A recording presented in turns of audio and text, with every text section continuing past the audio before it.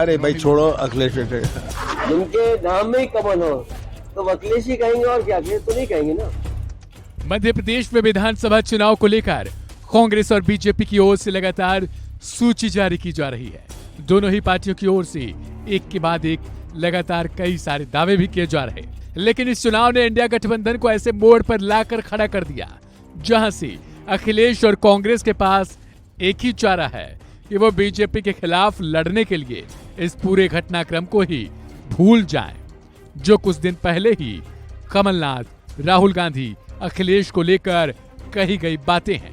एक तरफ अखिलेश ने जहां कांग्रेस पर आरोप लगाया कि अखिलेश को पता नहीं था कि राज्यों में इंडिया गठबंधन लागू नहीं है, तो दूसरी ओर कांग्रेस नेताओं को चिरकुट कह दिया। इधर चिरकुट शब्द सुनते ही कांग्रेस में भी खलबली मच गई। कांग्रेस के प्रदेश अध्यक्ष अजय राव ने कहा कि जो व्यक्ति अपने पिता का सम्मान नहीं कर सका वह हम जैसे लोगों का क्या सम्मान करेगा। इधर विवाद में कमलनाथ की एंट्री होती है और अखिलेश यादव पर कमलनाथ तंज कसते हुए कहते हैं कि छोड़ो अखिलेश वखिलेश की बात।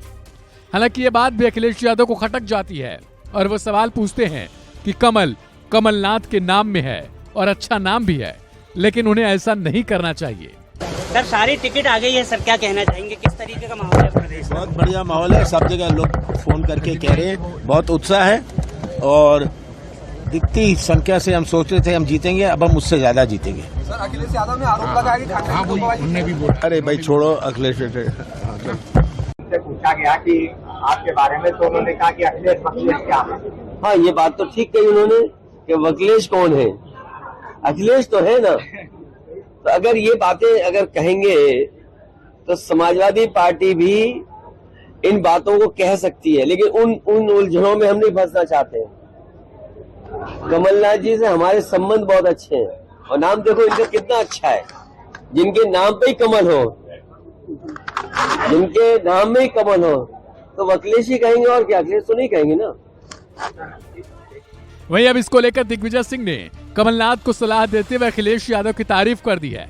दिग्विजय सिंह अखिलेश की तारीफ करते हुए कहा कि अखिलेश एक ईमानदार और पढ़े लिखे नेता है, वो अपनी पार्टी और परिवार को अच्छे से चलाने में काबिल हैं।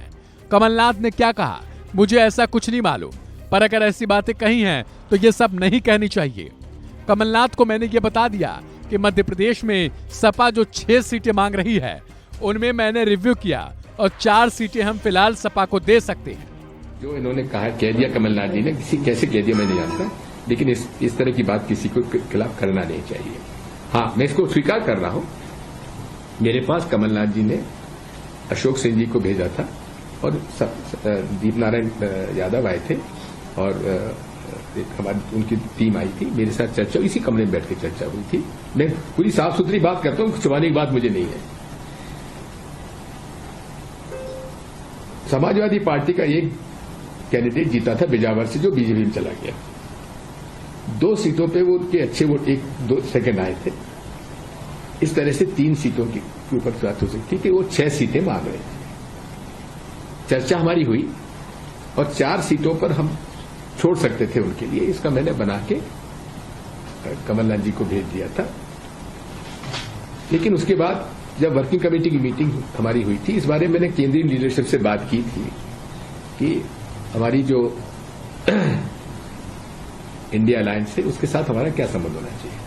तो उन्होंने स्टेट इलेक्शंस में स्टेट लीडरशिप पर यह छोड़ दिया है। लोकसभा का चुनाव इंडिया अलायंस मिलकर लड़ेगा, लेकिन स्टेट के इलेक्शंस में हमारे अलग अलग इश्यूज हैं।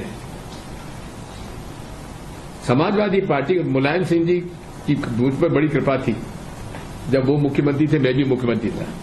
उस जैसे राजनेता हमने देखे नहीं आज के युग में, उनकी बड़ी कृपा रही।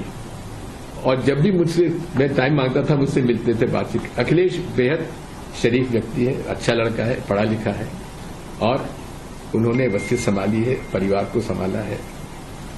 हाँ, अब ये चर्चा कहां बिगड़ी मैं नहीं जानता, लेकिन कमलनाथ जी पूरी ईमानदारी के साथ समझौता करना चाहते थे। अब ठीक है, लेकिन अलाइंस में तो फ्रेंडली फाइट हो जाती है। हालांकि देखना यह होगा कि अब कमलनाथ के ऊपर जो कुछ दिग्विजय सिंह ने बयान दिया है उसे लेकर कांग्रेस पार्टी या फिर कमलनाथ या फिर अखिलेश की तरफ से कैसी प्रतिक्रिया दी जाती है। इस खबर में फिलहाल इतना ही। बाकी की अपडेट्स के लिए सब्सक्राइब करें वन इंडिया हिंदी।